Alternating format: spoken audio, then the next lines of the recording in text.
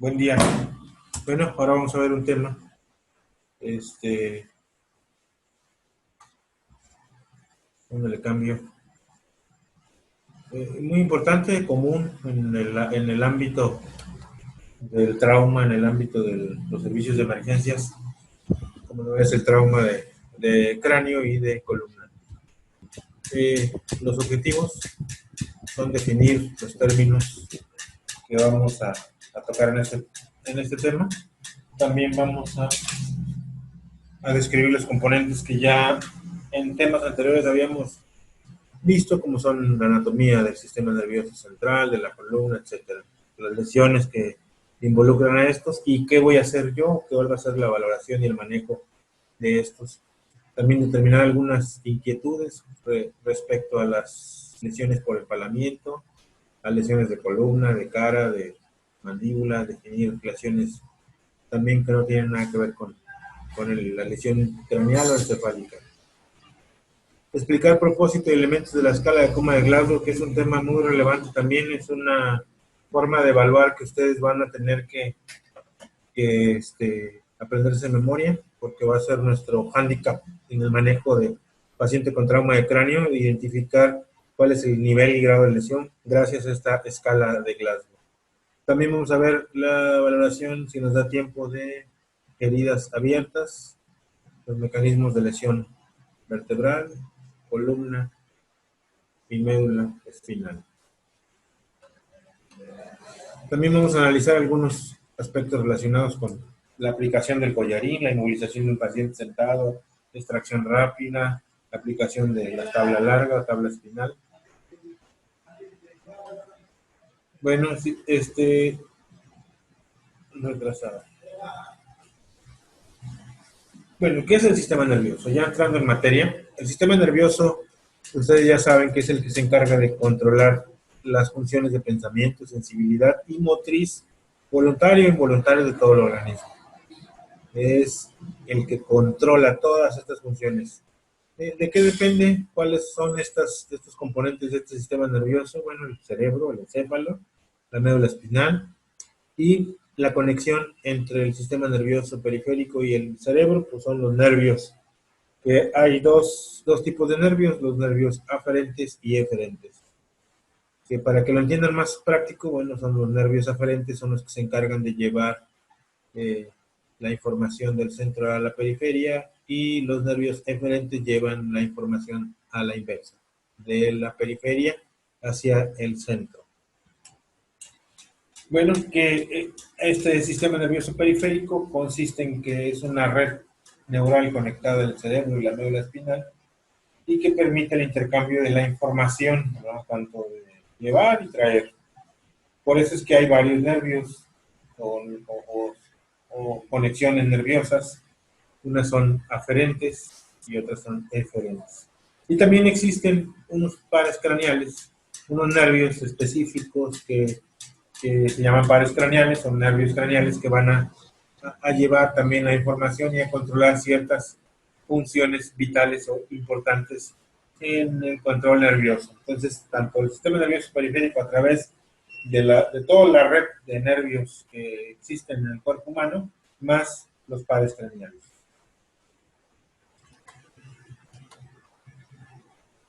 Eh, hay un sistema nervioso, aparte del central y el periférico, hay un sistema nervioso que se encarga de controlar órganos internos, como por ejemplo la función vegetativa del tubo digestivo, de los intestinos, del estómago, así como algunas funciones involuntarias de la frecuencia cardíaca, del corazón, etcétera, ¿ya? De la frecuencia respiratoria. Este sistema nervioso alterno se llama sistema nervioso autónomo y consta de dos partes, sistema nervioso simpático y sistema nervioso parasimpático. Cada uno de estos dos funciones del sistema nervioso simpático y parasimpático son funciones antagónicas. Eso ya no sé si lo recuerden. Si el sistema nervioso simpático eleva algún componente del cuerpo humano, el parasimpático lo baja, ¿verdad? Bueno, haciendo una remembranza importante para la comprensión del trauma de cráneo, es importante recordar la anatomía craneal, ¿verdad? Y vamos a ver que nuestra cabeza está cubierta por el hueso, por el cráneo, y a su vez vamos a comprender que existen del cráneo hacia la parte interior de la cavidad craneal varias capas y que esta comprensión de este concepto anatómico nos va a hacer entender algunas situaciones que pasan en las lesiones de la cabeza. ¿Verdad? Como ustedes ven, la primera capa externa es el cráneo y de ahí hacia la parte interna vamos a ver que existen varias membranas o capas. ¿Verdad? Entre ellas se encuentran las membranas que cubren al cerebro, que se llaman meninges, ¿no? Que están abajo del cráneo. Las meninges son tres, que es la dura madre, la pía madre y la aracnoides entre estas dos. Y ahí se ve cuál es el primero. La primera capa es el hueso, después la dura madre, después la aracnoides y después la pía madre. Abajo del espacio de la aracnoides, entre la aracnoides y la pía madre, existe un espacio que se llama espacio subaracnoideo, ¿verdad? En este espacio es una función vital también porque aquí en este espacio hay un líquido que se llama líquido cefalorraquídeo que le da el amortiguamiento específico a las membranas del cráneo para darle esa flexibilidad leve y protección al cerebro, ¿verdad? Este concepto es importante entenderlo. Los sitios, ¿verdad?, de estas membranas son espacios virtuales, no hay nada ahí más que en el espacio subaracnoideo que hay líquido, pero entre los demás espacios no hay nada, son espacios virtuales, están pegadas, adosadas las tres capas y no se pueden identificar fácilmente, excepto cuando hay alguna lesión craneal que involucre sangrado entre estos espacios, nos va a dar distintos tipos de hemorragia que vamos a ver más adelante. Entonces, aprendámonos bien cuáles son las capas: el hueso, la dura madre, la aracnoide, la pía madre y los espacios que hay entre estas, ¿no? Después de la pía madre ya está contiguo el parénquima cerebral o el tejido encefálico. La columna, bueno, la columna, acuérdense que es una serie de estructuras óseas que le dan protección a todo el ramillete de nervios que desciende o baja del sistema del cerebro, ¿verdad? Y que se llama médula espinal. Entonces, el conjunto de vértebras que hay ahí en la columna nos va a servir de protección para esta estructura importante en el cuerpo humano. Y que la columna vertebral, ustedes ya lo saben, que tiene varios segmentos donde podemos identificar que cada segmento tiene un número determinado de vértebras, que son los huesos de cada segmento, ¿verdad? Así es que en el segmento cervical, ustedes recordarán que hay 7 vértebras, en el torácico 12, en el lumbar 5 y el sacro y el coxis formado por vértebras fusionadas entre sí que forman un hueso independiente, pero que forma parte de la columna vertebral. Ahí vemos también una vértebra donde la superposición de cada vértebra y de los agujeros vertebrales forma el canal vertebral, que es por donde va a pasar esta médula espinal. Y que lesiones de la columna a cualquier nivel nos pueden dar sintomatología que tenga que ver con el control neurálgico de las funciones periféricas del cuerpo humano, ¿no? O incluso el control hemodinámico. Acuérdense que existe un tipo de choque, ya lo habíamos visto, choque neurogénico. Cuando hay una lesión de esta y de la médula, hay descontrol hemodinámico debido a esta situación y que tiene que ver con las lesiones de columna y que tiene que ver con el estado de choque. ¿Cuáles son las lesiones de la cabeza? Lesiones de cráneo y encéfalo. Bueno, las más comunes y son de las que el pan nuestro de cada día en las zonas de urgencias, que son las lesiones de la piel cabelluda, ¿verdad? Estas lesiones de la piel cabelluda son muy comunes y tienen una característica importante, que producen mucho sangrado, ¿verdad? Y que el sangrado se puede controlar. Esa es otra situación también importante. ¿Y cómo se controla? Bueno, pues ustedes vieron el manejo del hemorragia y del sangrado en el tema pasado, bueno, con la presión directa, ¿no? Esta presión directa se hace sobre estructuras óseas para favorecer la fortaleza de la compresión. No se debe aplicar presión cuando hay fragmentos óseos rotos, esto es muy importante, ¿verdad? O cuando está hundida la cabeza, el cráneo está hundido, el hueso, no podemos hacer presión directa, tampoco si el cerebro o el material cerebral está expuesto, está visible. Ese es un ejemplo de una lesión muy común, un cráneo, ¿no? También pueden ser cerradas, pueden ser abiertas, como las heridas, ¿verdad? Y si nosotros llegaríamos a ver lesiones de este tipo, pues siempre vamos a tener que sospechar altamente lesiones intracraneales, ¿no? A la vez que lesiones de columna cerebral. Ustedes ya saben que cualquier lesión, cualquier golpe, contusión, herida, por arriba de las clavículas, nos va a hacer sospechar de una lesión de columna cervical. Entonces, una herida de este tipo, pues nos tiene que hacer pensar en lesiones intracerebrales y lesiones de la columna cervical por la evaluación del mecanismo de lesión, ¿verdad? Ustedes ahí son los expertos en evaluar qué mecanismo de lesión me puede dar una u otras lesiones del cráneo. Bueno, ¿cuáles son las lesiones dentro del cráneo? Las lesiones encefálicas pueden ser directas, como lesiones abiertas de cabeza, laceración, fusión, contención, etc. Y también puede ser indirecta, lesiones cerradas o abiertas con el impacto sobre el cráneo que se transmite en el cerebro, ¿verdad? Existen dos tipos de lesiones, concusión y contusión. La concusión es una lesión leve, ¿verdad? Por lo general no hay daño grave. Esta se caracteriza porque es solo como una sacudida del cerebro y eso produce en el paciente un aturdimiento, cefalea y en algunas veces alteraciones de la memoria, ¿no? En cambio, y diferente a la contusión, en el cual ya existe una lesión mayor, una contusión como un golpe fuerte que puede producir alteraciones del estado de alerta en el paciente o disminución de la respuesta. Y también puede producir lesiones intraencefálicas o lesiones intracraneales, ¿verdad?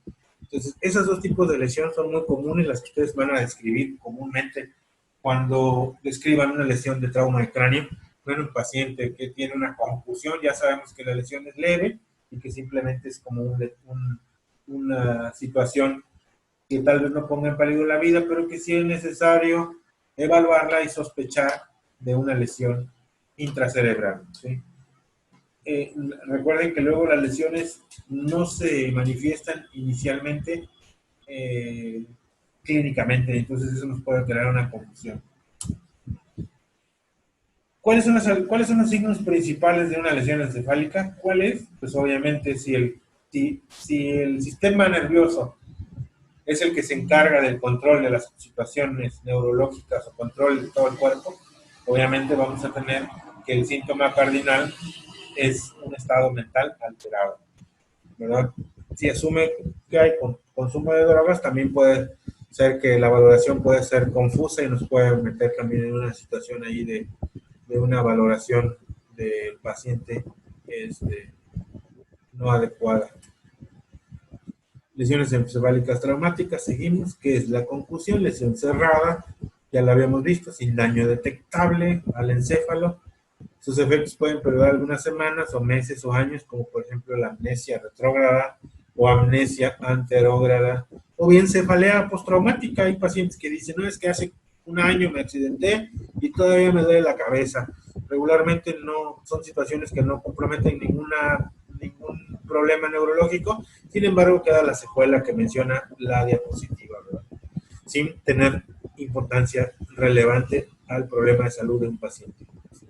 La contusión, hay fuerza, hay un golpe, ya les decía yo, hay una lesión que puede ser directa o indirecta a través de, por ejemplo, un contragolpe, es decir, les pongo un ejemplo, si puede haber un mecanismo de lesión donde yo tenga una contusión, creo que viene más adelante, tiene una contusión directa sobre el frontal, pero muchas veces el golpe y la contusión, el impacto de la cabeza, la lesión no es provocada directamente sobre la región frontal donde sufrió el impacto, sino que este impacto, esta fuerza se transmite a través de todo el cerebro y la lesión muchas veces es en el sitio contrario donde fue el golpe, ¿no? A eso se le llama una lesión por contusión por contragolpe y es capaz de provocar una ruptura vascular en los vasos intracerebrales o intracraneales y producir algo que se llama un hematoma. También puede haber laceración. Acuérdense ustedes que el mecanismo de lesión, hay algo, en los mecanismos de lesión de desaceleración, hay movimiento de las estructuras internas, siguen viajando por el mecanismo de la inercia y de la contusión. Esto puede provocar que haya desgarros o lesiones de laceración de los tejidos intracraneales, ¿no? Y bueno, el producto de la contusión, producto de la lesión vascular y del sangrado intracraneal, se va a acumular sangre en los tejidos y eso se va a denominar o se le va a conocer como hematoma. Y que hay varios tipos de hematomas. Hablamos de los hematomas intracraneales, de trauma o lesiones encefálicas traumáticas. Los hematomas son los más comunes en las lesiones de trauma de cráneo, ¿no? Que están provocadas por contusión directa. Bueno, aquí vemos los tres tipos de hematomas más comunes: el hematoma subdural, el hematoma epidural e intraparenquimatoso. ¿Cómo identificar dónde está el sitio del sangrado, el sitio del acúmulo de sangre de estos hematomas? Es muy simple. La pauta nos las va a dar la dura madre. Si el hematoma está entre el cráneo y la dura madre, el hematoma se va a llamar epidural. Si está entre la dura madre y el tejido cerebral, el hematoma va a ser subdural, ¿sí? Al final de cuentas, la fisiopatogenia de la lesión del trauma de cráneo va a ser la misma, porque al final de cuentas el efecto en el cerebro va a ser el mismo. ¿Cuál es el efecto de las lesiones intracerebrales, de los sangrados, de los hematomas intracraneanos en el trauma de cráneo? ¿Cuál es el efecto? Un efecto de masa.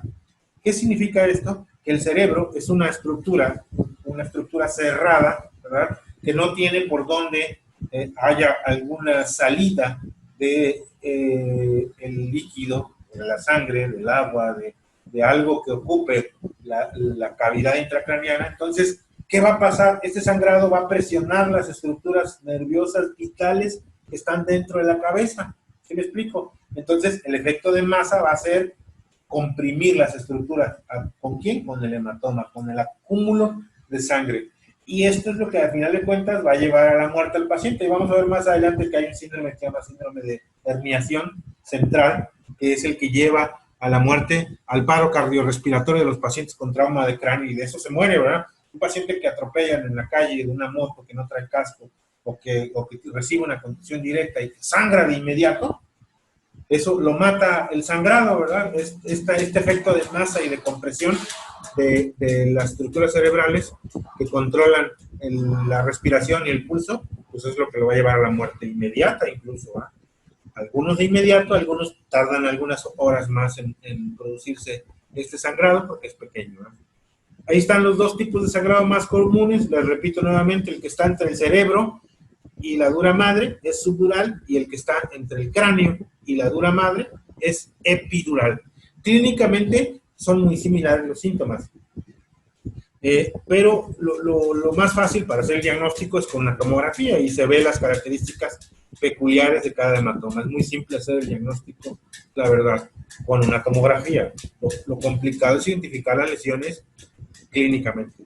Y el otro tipo de sangrado que aparece en la imagen es un sangrado que está dentro de la masa encefálica, dentro del parénquima cerebral, ¿verdad? Y se le llama sangrado parenquimatoso. Y que también, al igual que el sangrado epidural y subdural, también hace un efecto de masa en las estructuras intracerebrales, y que al final de cuentas llevan a un problema similar los tres tipos de hematomas, ¿no? Esto es lo que yo les decía: el efecto de masa que produce el sangrado hace que se comprima y se desplace una parte del cerebro hacia abajo. Ustedes saben, les decía yo que el cerebro, perdón, que el cráneo es una estructura cerrada y que no tiene salida por ningún lado. ¿Cuál es la única salida? Ya lo vimos en anatomía. La única salida es el agujero magno o el foramen magno o el agujero occipital que baja, por donde bajan las estructuras nerviosas hacia la médula espinal. Entonces, si se comprime el cerebro por dentro, ¿hacia dónde va a salir? Hacia el agujero magno. Y ahí, en el agujero magno, están las estructuras vitales del centro respiratorio. Y el paciente muere de un paro cardiorrespiratorio por una presión intracraneal elevada y un término que yo les dije que se llama herniación. ¿Sí? Bueno, esta presión intracraneal dentro de la cavidad producida por un hematoma comprime al tejido cerebral, restringe el flujo sanguíneo y la perfusión cerebral. El cerebro puede ser impulsado hacia el agujero magno, aumenta el CO2, aumenta el edema. Cuando hay una lesión cerebral, alrededor de la lesión siempre hay el cuerpo, a través del sistema de la cascada de la inflamación, produce aumento del líquido dentro de las estructuras intersticiales del cerebro y produce el edema cerebral. En lugar de mejorar la situación, el edema cerebral complica la situación. Y al final de cuentas, el tallo, que es el centro de la respiración, el tallo, que es el centro de la frecuencia cardíaca, se comprime y el paciente muere por un paro cardiorrespiratorio. Esa es la fisiopatogenia, ¿verdad?, del trauma de cráneo. ¿Y qué pasa cuando hay compresión del tallo? Para contextualizarlo, la parte clínica, el paciente con lesión del tallo, compresión del tallo, que empieza a tener presión del tallo, va a tener alteraciones de la pupila, ¿verdad? ¿Qué va a pasar con esas pupilas? Empieza a dilatarse o empieza a tener fallas en la reacción a la aplicación de luz. Ponle la lámpara. Hay elevación de la presión arterial sistólica, reduce la frecuencia del pulso y empieza el paciente a tener patrones de respiraciones anómalos. Ahí se genera un concepto muy común en trauma de cráneo que se llama triada de Cushing. La triada de Cushing corresponde a aumento de la presión arterial, disminución de la frecuencia cardíaca y patrones respiratorios alterados. Esa es la triada de Cushing. Ustedes deben aprender la triada de Cushing de memoria. Cuando evalúan un paciente que tiene hipertensión, bradicardia y alteración del patrón respiratorio, más antecedente de una lesión traumática de cráneo, vamos a sospechar de que este paciente tiene un problema grave de lesión intracraneal. Y estos patrones respiratorios se clasifican en tres. Hay tres patrones respiratorios muy característicos en las lesiones de columna, de cabeza, como lo son la respiración de Cheyne-Stokes. Esta se caracteriza por una respiración y profundización de la ventilación, a la que le sigue un periodo de apnea. Es decir, el paciente empieza a respirar de forma muy rápida y profunda, y de repente deja de respirar un lapso de 6, 7, 8, 10 segundos, y luego vuelve otra vez la respiración rápida y profunda, ¿sí? Este patrón se le llama respiración de Cheyne-Stokes. Respiración rápida, profunda, periodos largos de apnea, y otra vez reinicia la respiración rápida, acelerada y profunda. La otra se llama hiperventilación neurogénica central, que es un patrón de respiración rápida y profunda constante, ¿verdad? Constante. No hay alteración. Hay un patrón rápido y profundo de la respiración.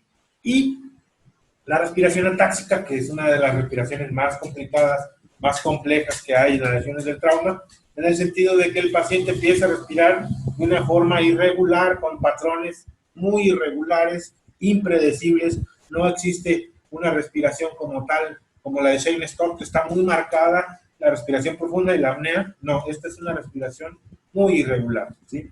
Y nos habla de una lesión grave del tejido encefálico. Las posturas.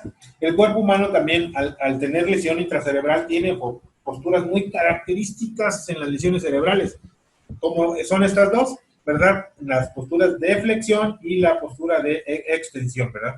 La postura de flexión o de corticación y la postura de cerebración o hiperextensión, cómo se ven o cómo se aprecian en la imagen, que son características y que también están incluidas en la evaluación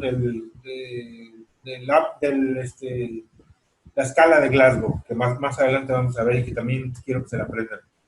Bueno, evaluemos cada hematoma por separado, que les repito que clínicamente son muy parecidos. Cada uno tiene sus peculiaridades, las vamos a ver ahorita. Bueno, el hematoma epidural, acuérdense que es el líquido, sangre en el espacio epidural, que es entre la dura madre y el hueso del cráneo. Bueno, desarrollan estados mentales alterados 10 minutos después, o a veces media hora, una hora. A veces hay pacientes que no tienen respuesta al estímulo, las pupilas pueden ser simétricas, o asimétricas, o no reactivas. Hay patrones alterados de la respiración, ¿verdad? Y algunos pacientes empiezan a tener posturas irregulares. En el hematoma subdural hay pacientes que tienen síntomas más tardíos que el hematoma epidural, como que es menos agresivo el hematoma subdural que el hematoma epidural. El hematoma subdural, incluso yo he visto pacientes que 2 meses después de que se golpeó la cabeza, tienen el sangrado ahí presente y que eso les va a provocar un síndrome igual como si tuviera una fase aguda, un sangrado agudo, ¿no? Ahí habla de síntomas tardíos 12 o 24 horas después, pero yo he visto pacientes de 2 meses, ¿verdad?, con hematomas subdurales. Bueno, fracturas de cráneo y lesiones cerebrales. ¿Qué tienen estos pacientes? Bueno, en estado mental alterado. Acuérdense que paciente con lesión de cráneo va a tener estado mental alterado, que bueno, puede tener varias vertientes este estado mental alterado. Uno, el paciente puede tener lesiones concomitantes, trauma de cráneo y trauma toracoabdominal. Entonces, este paciente puede tener lesiones multisistémicas que le van a llevar a un estado mental alterado. No todo el paciente que tenga estado mental alterado quiere decir que tiene lesión de la cabeza. Puede ser por hipoxia, puede ser por claudichoque, puede ser por drogas, lo mencionaba ahí anteriormente, puede ser por el alcohol, etc.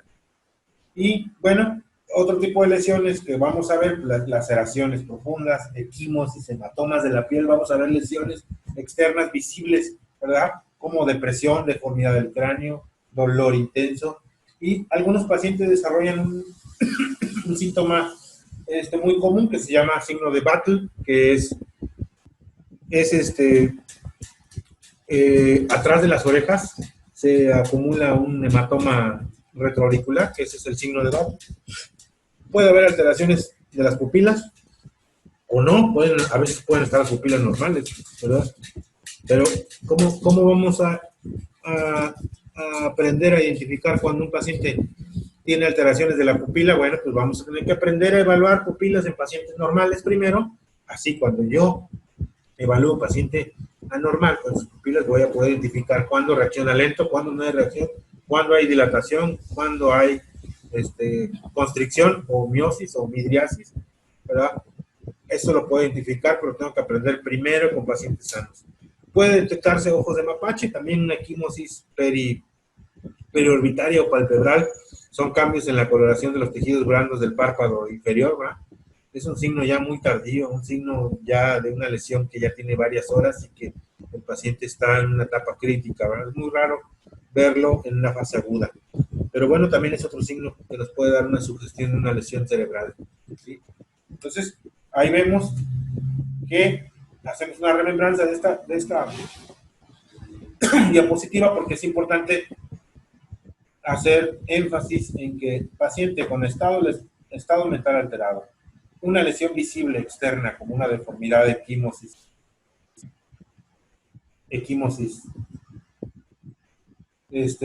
algún signo de Bartlett, alguna alteración de la pupila o ojos de mapache, estos síntomas nos van a hacer sugestión de que el paciente tiene una lesión cerebral. Aquí vemos, ¿verdad?, cómo se visualiza un signo de Bartlett en la primera imagen del lado izquierdo, y vemos también una dilatación pupilar en la otra imagen, ¿verdad?, una simetría de las pupilas. Una está casi normal o pequeña, la del lado derecho del paciente, y la del lado izquierdo del paciente pues tiene una dilatación importante, es una simetría, y esto nos habla de alguna alteración, lesión cerebral, ¿verdad? Bueno, otra lesión común que luego vemos, las fracturas de cráneo, lesiones cerebrales, son muy evidentes porque en teoría hay hundimiento en uno de los ojos, hemorragia, puede haber hemorragia óptica, hemorragia nasal, también es importante mencionarles que puede haber salida de líquido por las cavidades de la cara, como la nariz o el oído, ¿no? A veces puede ser sangrado, a veces puede ser líquido claro, en este caso sería este líquido cefalorraquídeo. También podemos ver pacientes que están mentalmente alterados o que a veces tienen cambios en la personalidad, están muy agresivos y decimos, no, hombre, está borracho, y no, a veces no es el alcohol, a veces es un cambio de personalidad producto de una lesión cerebral, ¿verdad? Y bueno, la presión arterial y la frecuencia cardíaca, patrones respiratorios alterados, ¿cómo se le llama eso? Triada de Cushing. Aumento de la presión arterial, disminución de la frecuencia cardíaca y patrón respiratorio alterado. Acuérdense, triada de Cushing, esa es pregunta de examen, ¿verdad? Aumento de la temperatura derivado de la inflamación, infección o daño en el centro de regulación de la temperatura. También podemos determinar hipertermia en el paciente con lesión cerebral, alteraciones de la visión, alteraciones de la percepción de las imágenes, ¿verdad? Algunas de esas cosas eh, pueden dar sugestión de una lesión cerebral, compromiso auditivo, acúfenos, alteraciones del equilibrio, de la marcha, ¿verdad? Vómito en proyectil es una característica de una lesión cerebral. El paciente puede asumir postura de coarticación o de aceleración. Convulsiones, otra cosa muy común en las lesiones cerebrales, o pérdida de la fuerza de algún brazo, de alguna extremidad, ¿verdad? Son lesiones o síntomas comunes, incluso eso es de cajón. Cuando un paciente se golpea la cabeza y está sintomático más que el puro golpe y no tiene nada, está consciente, está tranquilo, está bien, le damos los datos de alarma y le decimos, si tiene dolor de cabeza intenso, si tiene convulsiones, pérdida de la fuerza, alteraciones del equilibrio, pérdida de la fuerza de alguna extremidad, convulsiones, hay que venir antes, son los datos de alarma de una lesión cerebral o intracraneal, ¿no?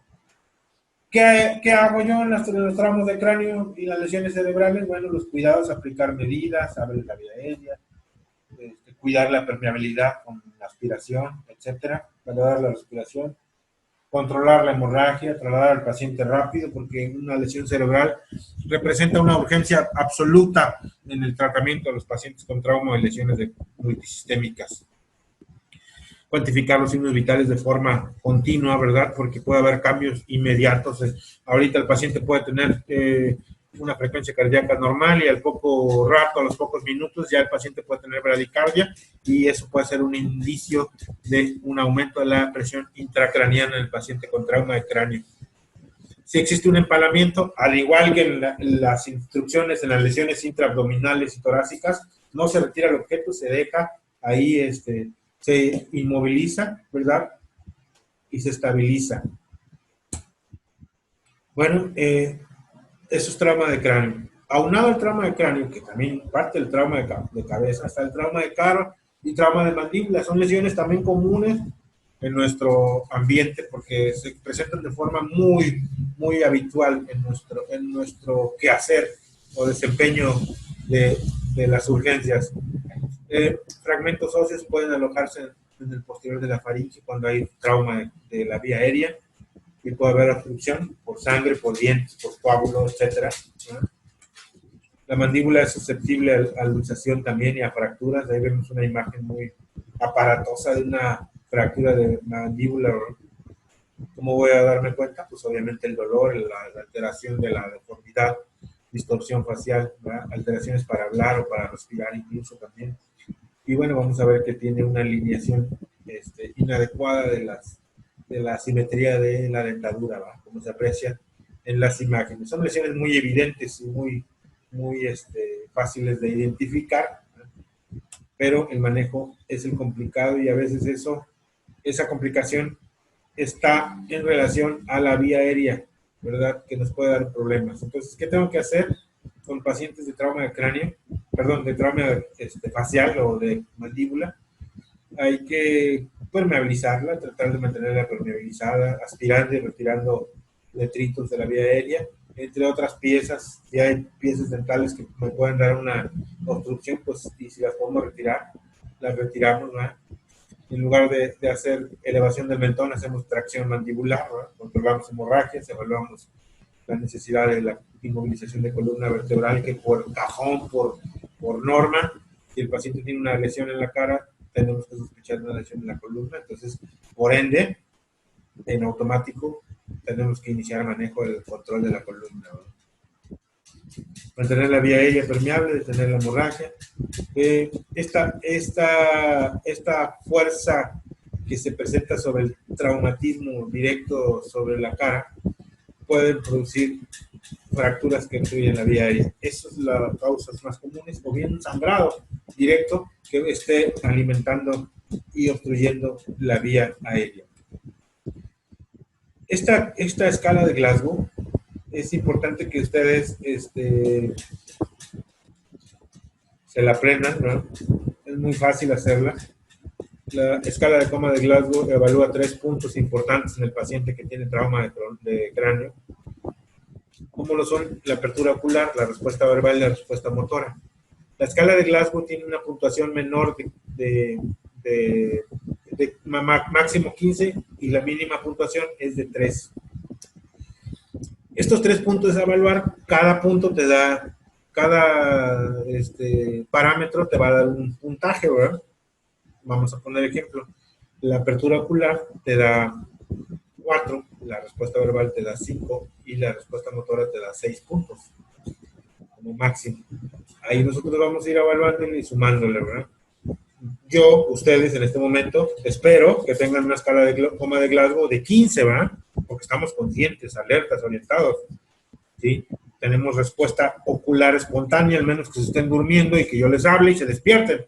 Si el paciente está durmiendo con los ojos cerrados, le hablo y despierta, una apertura ocular es por la voz, ¿verdad? Si el paciente no responde, ni aunque yo le hable, pero yo le estimulo con dolor y abre los ojos, entonces es una respuesta al dolor y entonces su valor va a ser de 2. Si el paciente no responde nada, entonces el paciente tiene 1 de respuesta. Ustedes, si no se están durmiendo, tienen una espontánea, una respuesta, una apertura ocular espontánea, ¿verdad? Bueno, eso es en cuanto a los ojos. En cuanto a la voz, la respuesta verbal, si el paciente está hablando y orientado, no pasa nada, es un paciente con una calificación de 5. Si el paciente responde, pero con confusión, con alteraciones del estado de alerta normal, ¿verdad? Como que no sabe qué onda, no sabe qué le pasó. Bueno, es una respuesta confusa y la evaluación es de 4.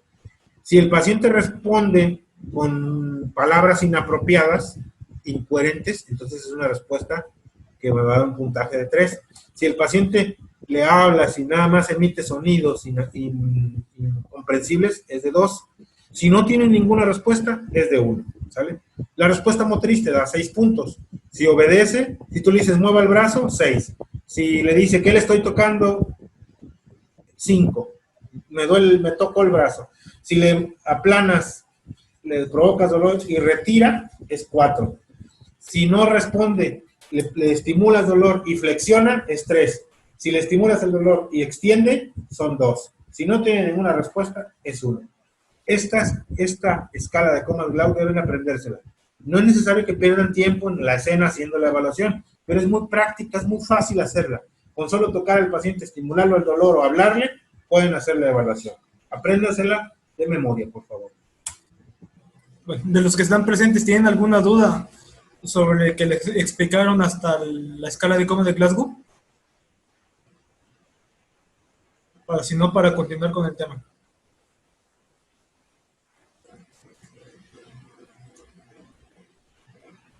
Acerca del uso de la escala de coma de Glasgow. Ajá, o de lo antes de lo que les explicaron. Pues hasta el momento creo que quedó claro. Sí hay algunas, bueno, no dudas, sino que preguntas de acerca de lo que es la escala. Bueno, yo la vez pasada se estuvieron haciendo preguntas acerca de el uso ¿El qué? del uso de la escala de Glasgow, Ajá. de coma de Glasgow. Entonces, más que nada, yo creo que la duda que yo tenía era, o que tengo todavía, es el valor de todo el conjunto, tanto de la apertura ocular, respuesta verbal y respuesta motriz, tenemos que darlo por separado cuando se llegue al hospital. Sí. Sí, cuando tú vas a entregar tu paciente, ajá. el paciente tiene un Glasgow de, supongamos, 8 o de 3. Ajá. Ya le vas a decir, apertura ocular 1, verbal de 1, motora de 1. Ah, ok. O sea, Sí. dices el total y después lo desglosas. Sí, yo pensé que de alguna manera iba a ser, a decir, por ejemplo, el 3, ahorita el ejemplo que me está dando, el 3, y que de alguna manera, pues, el doctor, no sé, sabía más o menos en qué situación venía, pero... Mira, si tú me dices un Glasgow de 3, todos, o sea, no se necesita conocer mucho la escala para que te digan que un paciente tiene 3, es un paciente que prácticamente está muerto. Sí, que viene muy grave. Ajá. Bueno, es muy raro que te encuentres un paciente con 3 y que esté, pues, vivo. Normalmente los que llegan a 3 ya están, pues, la mayoría ya están muertos, y si están vivos están agonizando. Ok. Pero tú le dices al médico que te va a recibir, tiene un Glasgow de tanto, del cual la apertura ocular tiene esto, esto y esto, porque si tú me dices que el paciente tiene 10, pues a mí me sí, o sea, tiene 10, me estás indicando que tiene un traumatismo significativo, pero ¿por qué 10? O sea, ¿dónde está el problema, pues? ¿Qué tal si es, no sé, respuesta motora tiene el 6 y los otros 4 de dónde me están saliendo? ¿Así me Ok. explico? Sí. ¿Y de lo demás? ¿Ya no tienen dudas, preguntas?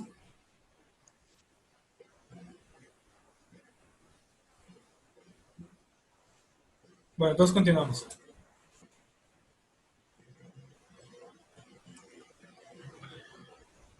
Bien. Hace bueno, 2 meses casi, les expliqué que era un émbolo, les expliqué que era un trombo. ¿Sí lo recuerdan? Bueno, yo espero que sí. No es difícil de olvidarlo. ¿Qué es un émbolo gaseoso? Es una burbuja de aire en el torrente sanguíneo. La embolia pulmonar es el bloqueo de la circulación sanguínea pulmonar por la presencia de un coágulo sanguíneo o una burbuja de aire. Además del émbolo gaseoso, existe algo que se llama embolia grasosa, o sea, de grasa. ¿Cuándo va a ocurrir la embolia grasosa? Cuando hay fractura de algún hueso largo que contenga médula, por mencionar alguno: tibia peroné, fémur, húmero o esternón.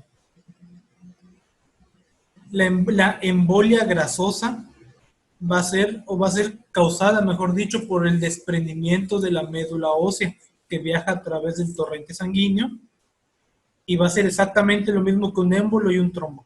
Igual va a llegar a un punto en que va a tapar y no va a dejar pasar nada de nada.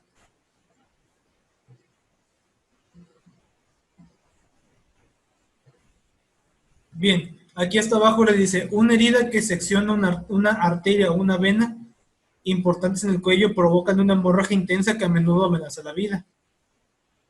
Les puedo dar casi un 100% de seguridad que si el paciente tiene lacerada la carótida o la yugular, ese paciente, cuando ustedes lleguen, va a estar muerto, y si está vivo, ustedes se les va a morir en el camino. Tomemos de referencia esta imagen. La primera imagen de la esquina superior izquierda. Podemos ver que hay sangrado, y en donde se alcanza a apreciar la presión de los dedos, me estoy guiando por los puros dedos, más o menos es en este lado. Del lado derecho, proximal al cartílago tiroides, ahí es donde se encuentra la carótida. Recuerden, La carótida se va a dividir en dos, carótida interna y carótida externa. La carótida interna se va a palpar en el lado izquierdo y la externa en el lado derecho. Entonces, si el paciente tiene una laceración, una herida degollante, una cortada, traumatismo, lo que sea que haya afectado la carótida del yugular, el paciente 100% que se va a morir. Es exagerado la cantidad de sangre que brota a través de sus vasos sanguíneos.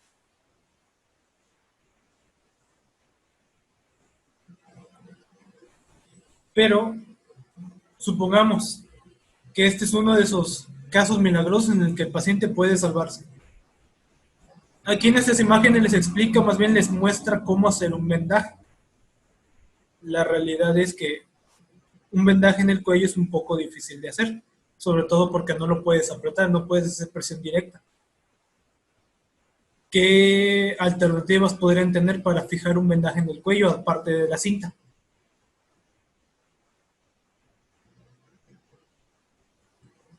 ¿Alguno de ustedes que me pueda compartir, que pueda participar? Es, Lo que dé su imaginación para lograr cómo lograr fijar un vendaje en el cuello. no sé realmente el nombre, si es como una malla, ¿no? Que ves, luego lo ponen en unas Ajá. quemaduras o algo. Es una mallita que presiona el... Podría ser de esa malla que dices, de hecho así se llama malla. Ah, ok. Hay malla para los brazos y para las piernas. En este caso podría usarse la malla para las piernas, ya que es más grande y no va a apretar tanto como una venda. Ok. ¿Qué otra cosa podrían utilizar para fijar un vendaje en el cuello? Podría ser como un cabestrillo como en diagonal, pasando por el tórax, dándole la vuelta hacia la altura del cuello. Puede ser un vendaje que abarque tórax y que indirectamente esté involucrando el cuello. ¿Qué más? Con un apósito y pedirle al paciente si está consciente que él ejerce presión. Mira, si el paciente está consciente o lo llegas a encontrar todavía consciente, el paciente no va a poder mucho tiempo mantener el apósito en el cuello. Por lo mismo que va a tener ya una pérdida considerable de sangre.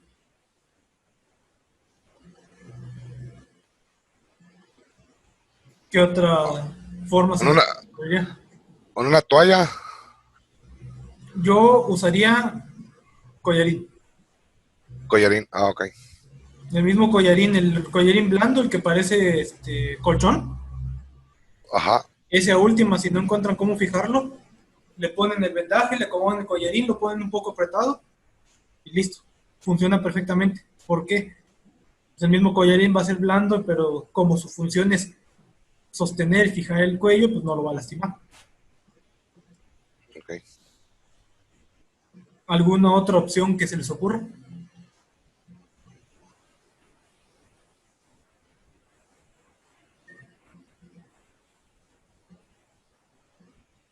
Bueno, continuamos. Bien, el trauma en columna vertebral.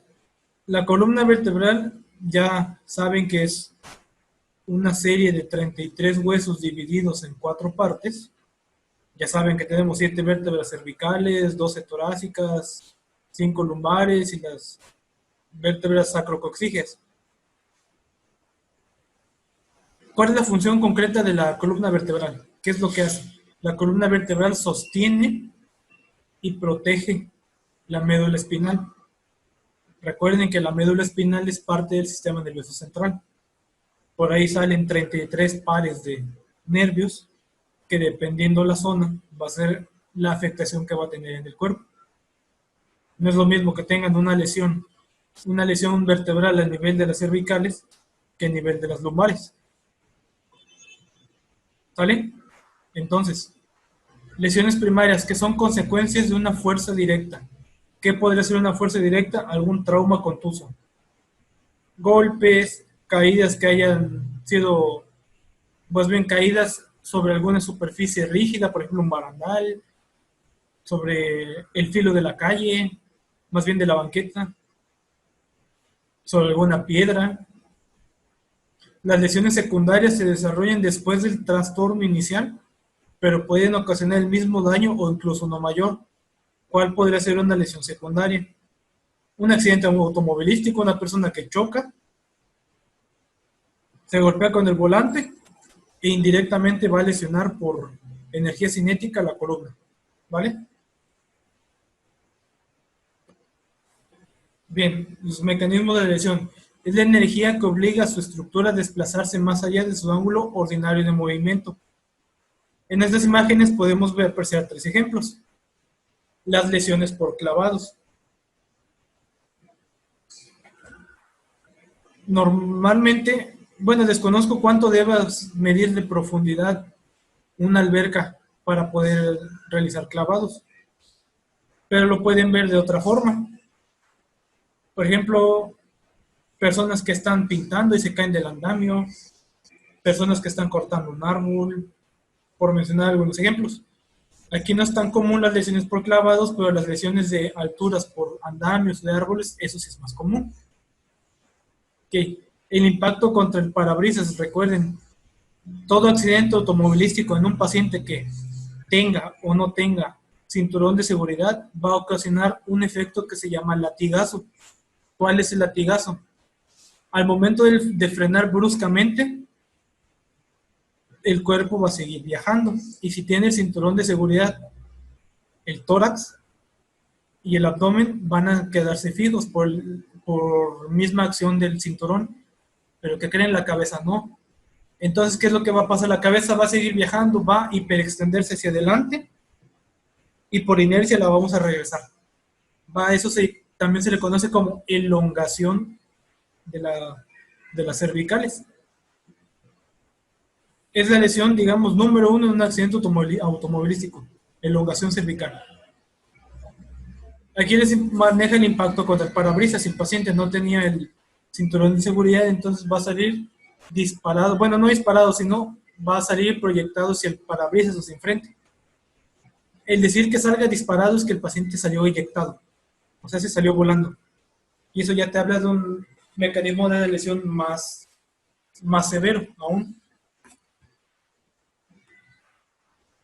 Bien, en esta imagen pueden apreciar esta señora que está ejemplificando cómo sería el latigazo o lo que les comenté, la elongación de la columna vertebral. Recuerden, es la causa número 1, más bien la lesión número 1 en un accidente automovilístico que implica un vehículo. Al yo decir vehículo me refiero a un coche de 4 ruedas, porque también una moto es un vehículo y una bicicleta es un vehículo, ¿vale? Entonces, recuerden, mecanismo de lesión es la causa por la cual la persona o paciente recibió o adquirió alguna lesión traumática, alguna lesión causada por una energía física, química o térmica. Recuerden, la definición de traumatismo es el intercambio brusco de energía, ya sea energía física, energía química o energía térmica. Por mencionar unos ejemplos, intercambio brusco de energía física, golpes, algún traumatismo contuso, o que el paciente se cayó y hay un intercambio de energía física. Por energía física sería calor o frío, una de dos. Y por energía química, alguna intoxicación por medicamento, intoxicación por humo, ¿vale? Muchas gentes lo llegan a confundir, es que se intoxicó por humo, por lo tanto tiene un estado clínico, cuando no, en realidad es un estado traumático. Cuando te refieres a algo clínico, quiere decir que es un padecimiento ocasionado por tu fisiología, por la fisiología del paciente. Entonces, retomando el tema, los trabajadores de los servicios médicos de urgencia sufren a menudo daño en la columna como consecuencia de no aplicar las correctas técnicas de levantamiento apropiadas. Eso es una realidad y es, digamos que el día a día. Muchas veces por una mala organización, o inclusive por dejarnos llevar por la adrenalina cuando estás atendiendo a un paciente, te sientes con mucha fuerza y dices, no importa, aunque estés delgado, estés flaco, estés chaparro, te dices, yo lo puedo cargar y te vas a la parte más pesada. Ya después de que pasó la descarga adrenérgica, vas a empezar con lumbalgia, dolor en los músculos del trapecio, en el hombro, en los músculos bíceps o tríceps, dependiendo cómo haya sido el levantamiento. Normalmente, los principales lugares donde va a doler son lumbares y espalda alta, por un mal levantamiento, una mala postura e inclusive una mala flexión de la columna. Recuerden, hay que levantar con las piernas, no con la espalda. Algunas otras afecciones médicas que vulneran a la lesión. La osteoporosis, que recuerden que es un desgaste óseo causado por una descalcificación. Principales afectados por la osteoporosis son las mujeres. Laxitud ligamentaria, que es cuando hay más de elasticidad de más en las articulaciones. Pacientes con fusión vertebral o deformidades fijas en la flexión. Por mencionar algunas afecciones congénitas de la columna, escoliosis, cifosis, espina bífida, entre otras. Bien, el trauma de alto impacto en cuanto a traumatismo en la columna vertebral son en caídas de una altura superior a 1 metro o más de 5 escalones, carga axial, que son lesiones por compresión. Retomando el ejemplo de la imagen de la muchacha que está haciendo clavados, lo primero que va a impactar en el fondo de la alberca va a ser el cráneo, y al impactar el cráneo ahí se va a detener, pero el cuerpo va a seguir viajando, lo que va a hacer que se comprima. ¿De qué otra forma puede ocurrir esto? Cuando te cae algún objeto en la cabeza, hay compresión axial también.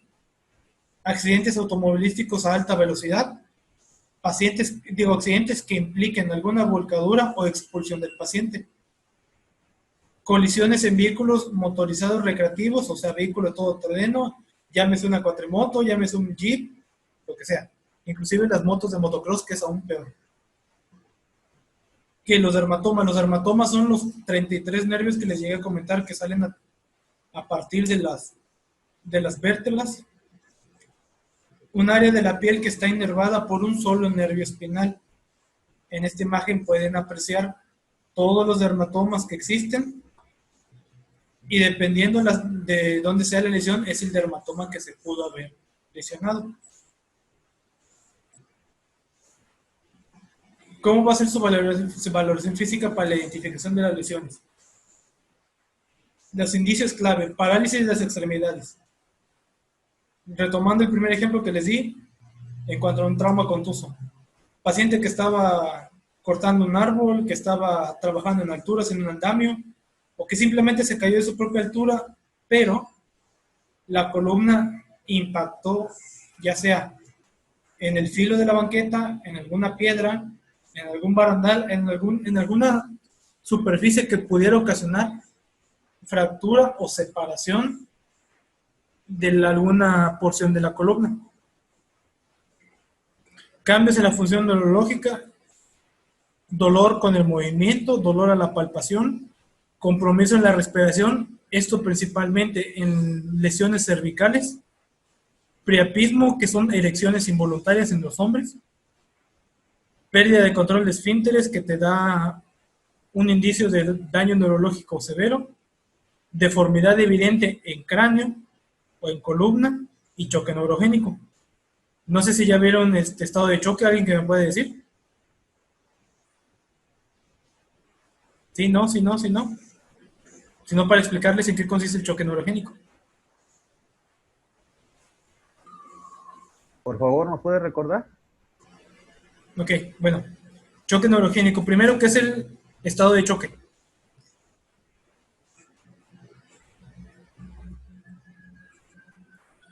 ¿A qué se le conoce como el estado de choque?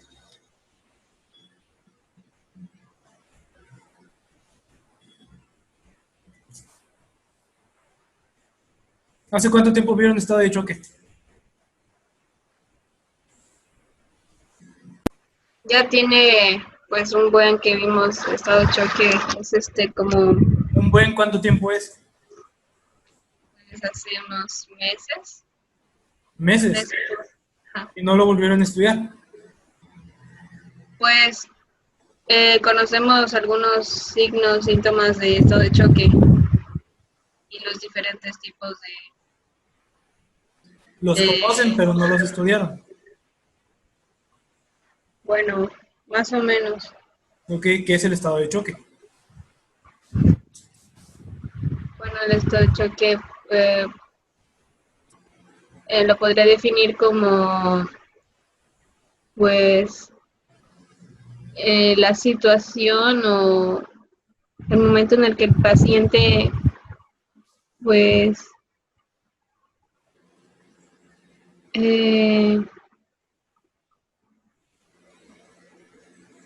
entra en un ay, no sé cómo decirlo, como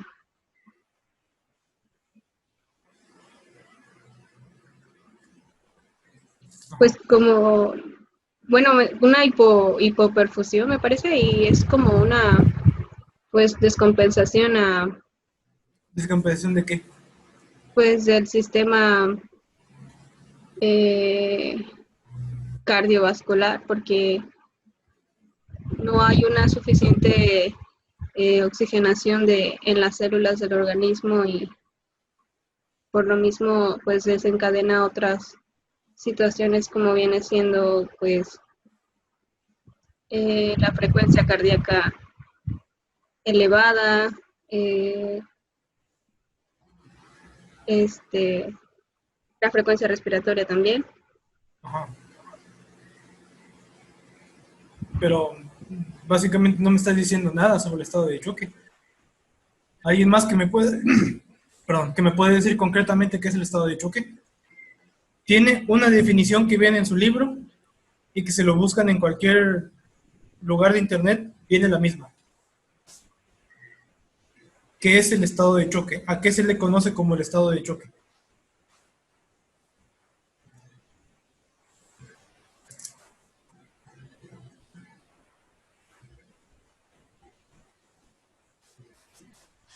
Yo ahorita lo busqué en el internet, se lo leo. Ajá. El choque es un estado de grave reducción sistémica Ajá. en la perfusión tisular que se Ajá. caracteriza por la reducción en la provisión y empleo de oxígeno celular, al igual que reducción en la eliminación de los subproductos de desecho del metabolismo. Ok. Entonces, ¿qué es el estado de choque?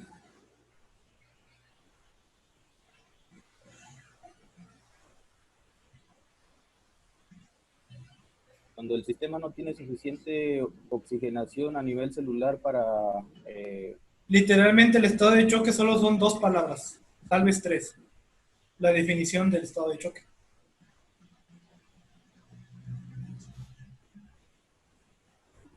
Entonces, ¿qué es? ¿Reducción de oxígenos en la célula? No. Más bien ocupa un lenguaje médico para decirlo. Porque sí, o sea, si yo fuera un civil y te pregunto, oye, ¿qué es el estado de choque? Ahí sí me podría decir, pues es que cuando no hay suficiente oxígeno en las células. Ahora dile eso a un médico, ¿qué crees que te va a decir? Sí, no.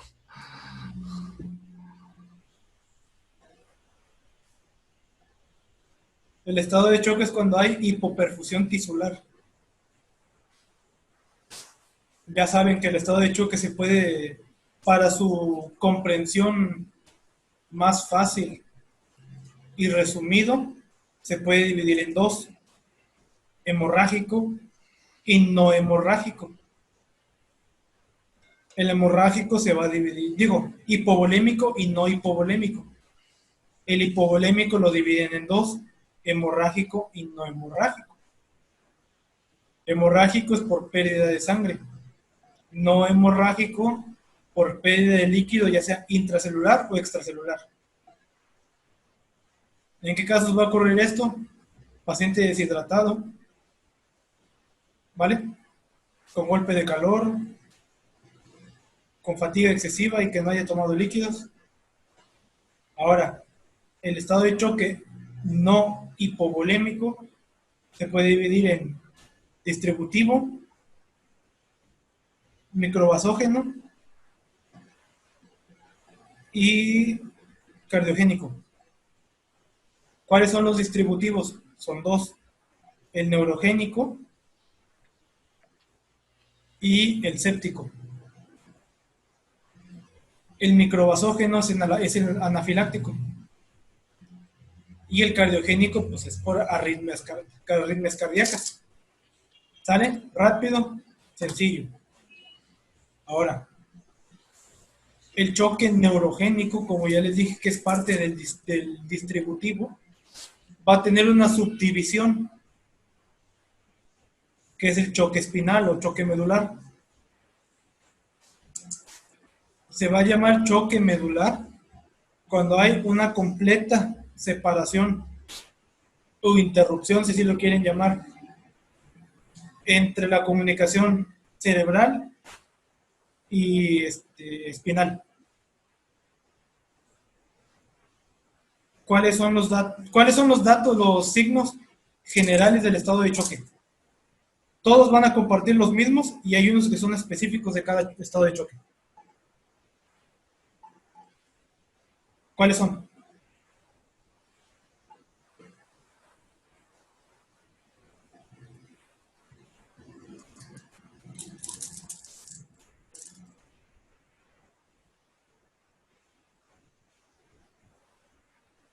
¿Cuáles son los signos del estado de choque?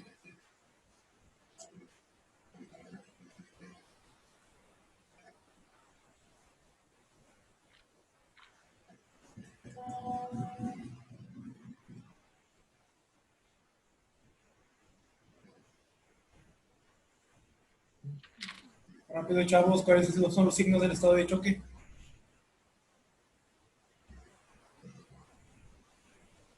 Bueno, yo tengo aquí apuntado piel pálida, húmeda. Empieza por partes. Acuérdate, A, B, C, D y E. Ok.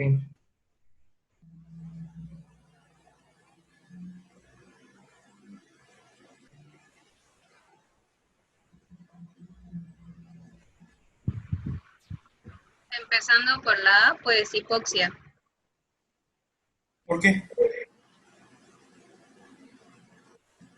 Porque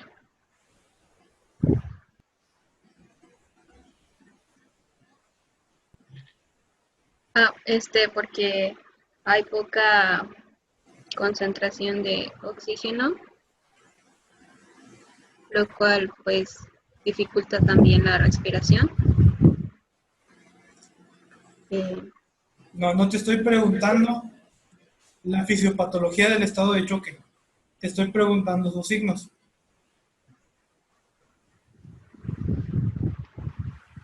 Es más, empecemos. ¿Cuáles son los signos? Los primarios y los signos tardíos.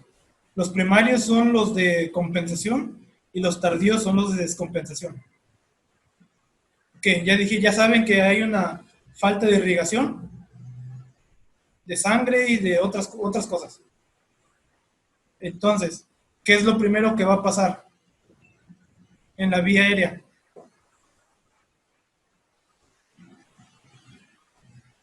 ¿Va a aumentar su frecuencia respiratoria? Va a empezar a respirar más rápido, exactamente. Punto. A y B, listo.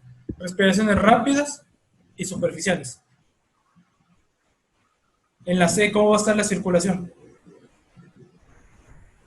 Va a haber taquicardia, va a haber hipertensión. ¿Qué más? Una prolongación más amplia del llenado capilar, si no mal recuerdo. Va a haber, no, llenado capilar retardado ya va a ser un signo tardío. Ok.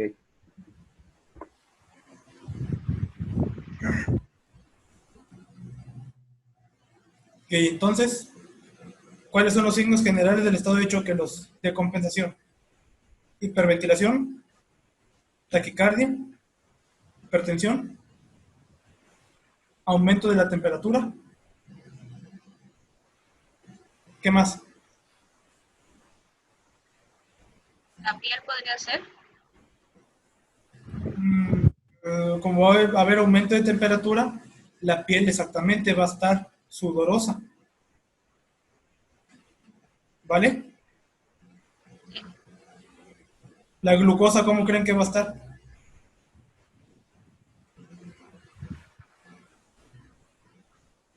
La glucosa baja, ¿no? Va a empezar exactamente, porque va a empezar a disminuir. Porque va a haber un mayor gasto del... Exactamente, de algún lugar tiene que sacar energía el cuerpo, ¿no? ¿Qué es lo primero que va a hacer? No, pues chingale a la glucosa. Empieza a quemar más glucosa, necesitamos energía y sácala de donde puedas, por eso empieza a disminuir. Muy bien. Entonces, en el caso de que sea hipovolémico, pues va a haber una obvia presencia de sangre, ¿no? Si es hemorragia externa, si es interna, no lo van a ver. ¿Y cuáles son los signos tardíos? Lo contrario de lo que ya me dijeron. Si estaba respirando rápido y superficial, entonces va a empezar a respirar lento. Si tenía taquicardia, va a empezar a tener bradicardia. Si tenía hipertensión, va a volverse hipotenso. La glucosa disminuirá aún más, la temperatura empezará a disminuir por lo mismo que va a dejar de bombear tanta sangre, entonces ya no va a haber tanta liberación de energía. Y la piel, además de estar sudorosa, va a agregar otros dos signos, que es que se va a volver pálida y se va a volver fría, por lo mismo que está disminuyendo la temperatura. Y esos tres signos, la piel pálida, fría, piel pálida, pegajosa, fría y sudorosa, son 4, perdón, se le conoce como diaforesis. ¿Vale? Va a haber cuando ya está descompensado, va a empezar el paciente a tener estado mental alterado, se va a poner combativo, va a empezar a disminuir la saturación de oxígeno en sangre. ¿Vale? Específicamente tomando en cuenta esta diapositiva del choque neurogénico, sus características principales va a ser más bien lo generalizado, se va a edematizar el sistema nervioso central, ya sea el encéfalo o la médula, y además de esto va a haber un signo muy característico de el cual va a ser la pérdida de las resistencias vasculares periféricas.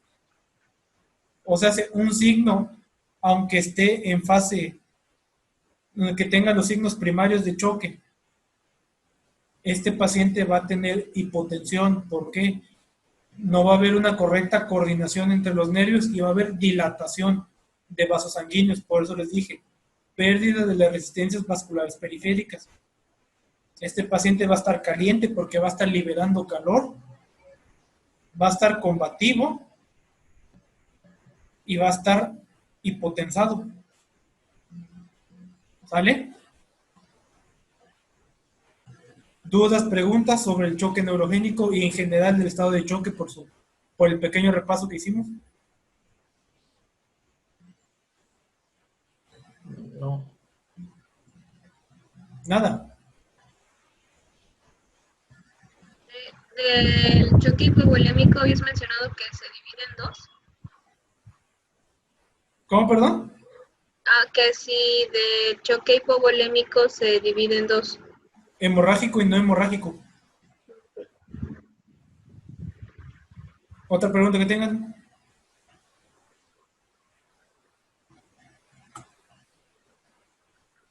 Que continuamos.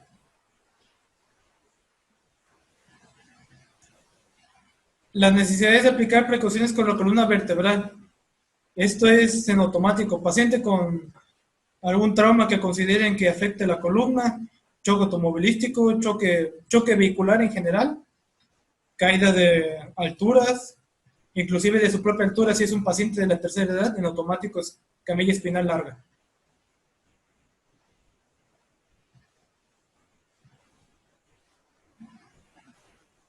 Ya saben, bueno, aquí les menciona que todo paciente con traumatismo cursaba lesión medular.